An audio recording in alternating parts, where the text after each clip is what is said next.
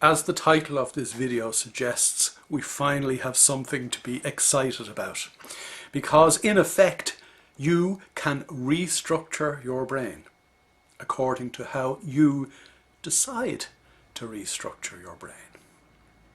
The phenomenon known as neural plasticity, that the brain structures and restructures itself according to the use to which the user puts it, has been researched in detail over quite a long period of time. Starting in the 1980s, developmental psychologists looking after how the child's psychological faculties develop, and indeed how their brains develop, discovered the phenomenon of neural plasticity. What they discovered was that if children suffered severe brain damage as a result of infantile stroke before the age of 12 months, generally speaking, those children would be leading normal lives by 8 years of age. Normal in terms of their cognitive skills and their motor skills. What they discovered was that the parts of the brain that had been damaged through infantile stroke were irreparably damaged. They didn't reconstruct themselves. But what did happen was the undamaged parts of the brain restructured themselves to take over the functions that otherwise would normally be dealt with by the damaged parts of the brain. Effectively, this presented us with a wonderful insight into the extent to which, for starters, in childhood, the brain is actually a learning organism, a self-organizing organism. It will organize itself according to how you use it.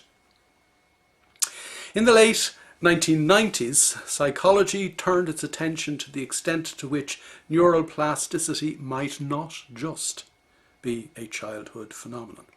And a bright team of neurologists and neuroscientists turned their attention to exploring whether people who use their brain differently from other people have differently structured brains. I say they were bright because this team of people actually picked on a group of people to investigate that use their brains completely differently to everybody else. They picked on London taxi drivers. Now, London taxi drivers have to learn what is known as the knowledge, how to get around London in 10,000 different ways without the aid of a GPS. So London taxi drivers do use their brains very differently to everybody else. The other thing this team of neuroscientists had going for them was that the part of the brain that London taxi drivers use, where we store spatial knowledge and manage spatial knowledge, is a very, very well documented piece of the brain known as the hippocampus. What this team of psychologists believed was that if the adult brain restructures itself, then London taxi drivers would have a significantly larger hippocampus than people who are not London taxi drivers, and indeed in the year 2000 that is what was discovered. Not only was it discovered that London taxi drivers' hippocampi are significantly larger than other mere mortals, they're significantly larger than London bus drivers because they only drive from A to B on a set route.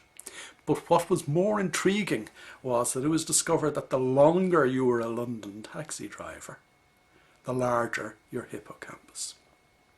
In other words, using a part of your brain in a particular way, or starting to use a part of your brain that you haven't been using much or at all in the past, actually leads to that part of the brain significantly growing. Now, just to be clear what I mean about significantly growing, let me explain it using a very simple analogy.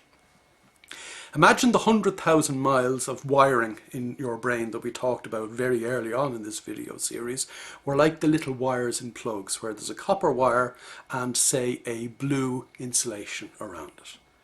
The wires in your head are very much like that. And what happens is, if you start using a wire that you haven't been using much in the past, the copper wire expands by as much as 1000% in diameter.